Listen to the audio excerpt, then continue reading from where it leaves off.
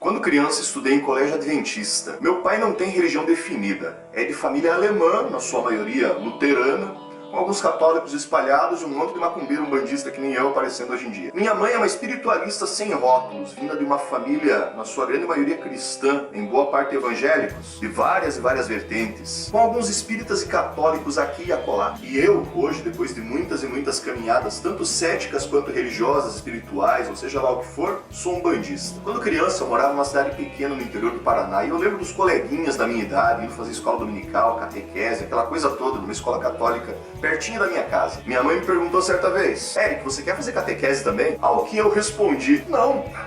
Enquanto eles estão na catequese no domingo de manhã, eu posso curtir o meu videogame e andar de bike por aí, pô. E hoje eu percebo que a minha mãe só fez essa pergunta de forma retórica, que tinha a mera intenção apenas e tão somente de me incluir entre os meus amiguinhos e saber se eu estava interessado em participar das mesmas atividades que eles. Não tava. E assim, eu nunca pisei na igreja naqueles tempos. Eu nunca senti o tal do chamado religioso. Pra falar bem a verdade, eu sequer sabia se acreditava ou não em Deus naquela época. Como eu comecei a ler muito cedo, a minha avó materna, que não enxergava muito bem e também não lia muito bem, sempre me pedia pra ler um livro de histórias bíblicas dos Testemunhos de Jeová que ela tinha em casa. Cara, eu adorava ler pra ela, era muito divertido. Na verdade, pra mim eram histórias fantásticas. Mais ou menos como ler um livro do Senhor dos Anéis, ou algum livro de ficção, algum livro de aventura medieval, alguma coisa assim. Trombetas derrubando muros, cajados que viravam cobras, anjos com espadas flamejantes, chuvas de fogo dos céus, pessoas virando estátua de sal, pragas assolando o Egito. E a minha imaginação ia a mil. Na mesma época eu estudava no colégio adventista, como disse no comecinho desse vídeo.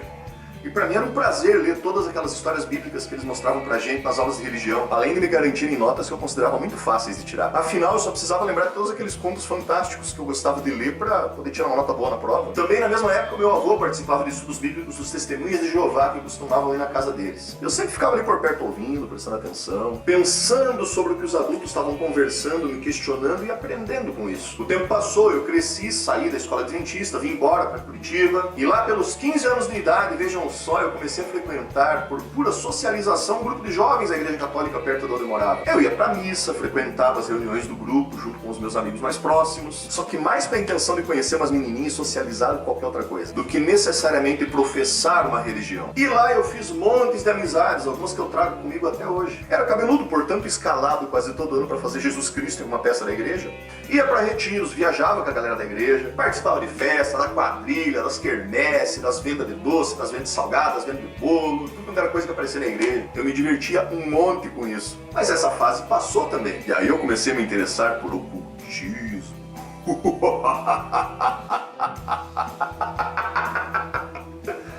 Pois é, né?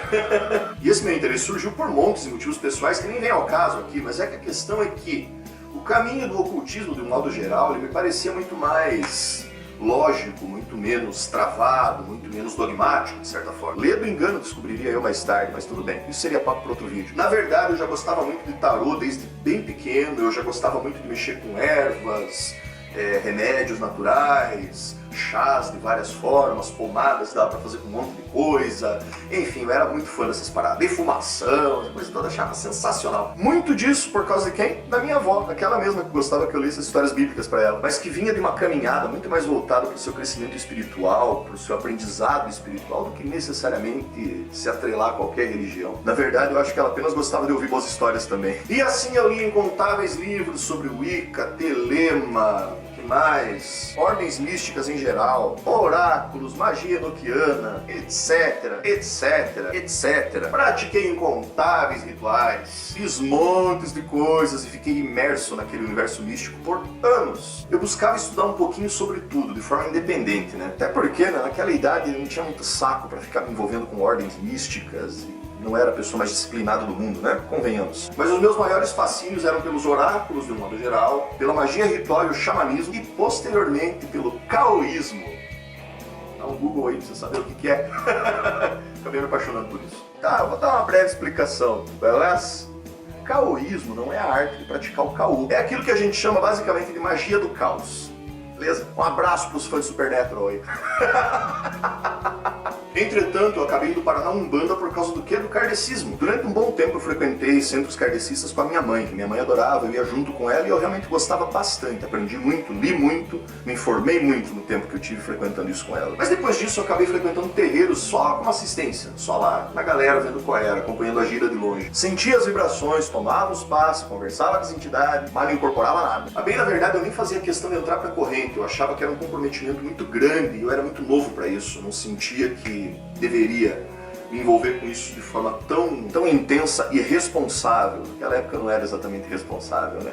Tava de boas assim, era jovem e francamente nada disciplinado, como eu já disse antes. E mais uma vez o tempo passou e eu me cansei. Me revoltei com tudo, parei de acreditar em qualquer coisa, ou ao menos eu pensava que tinha parado de acreditar em qualquer coisa. Veio aquela fase de revolta cética pela qual tantos passam ao longo da vida. Religião é uma merda, essas coisas não existem, isso aí é papo furado. Eu sei como é que é, eu já tive lá. A ciência explica, e se ainda não encontrou uma explicação, logo vai encontrar. E aí eu me tornei o quê? Um chato revoltado que torcia o nariz pra toda e qualquer religião ou crença alheia. Vocês conhecem bastante gente assim, não conhece? A internet tá cheia. Pô, eu tirava onda, tirava sarro de todo e qualquer tipo de religião ou misticismo, né? Qualquer tipo de crença. Ao mesmo tempo que eu ouvia black metal, eu ficava tirando sarro das bandas que levavam muito a sério essa coisa de cultuar o capeta. Mas eu adorava as bandas que faziam críticas ao sistema e à religião, que iam contra o status quo. Foram anos e anos lendo sobre várias vertentes céticas de toda a natureza, várias vertentes filosóficas que iam para o lado do ceticismo, consumindo livros e mais livros sobre teorias científicas acerca de toda e qualquer coisa. Qualquer coisa que pudesse refutar o sobrenatural, buscando conhecimento nesse sentido. Só que um dia a revolta foi embora. Na verdade, eu acho que eu me cansei dela, eu percebi que a revolta era pouco útil para mim. Calmei o coração. Eu creio que com a idade e o amadurecimento, a gente vai aprendendo um pouco mais sobre aceitação, sobre tolerância e até as nossas limitações no que tange ao que cremos e descremos. Se a gente se permite e vai deixando de lado várias intolerâncias e preconceitos que a gente tem, já com mais calma dentro de mim, eu acabei percebendo algumas coisas que novamente me colocaram no caminho da minha fé pessoal. Eu não precisava de uma explicação cabal, clara, objetiva sobre tudo o tempo todo. Tanto quanto eu também não precisava mais de uma fantasia para viver o tempo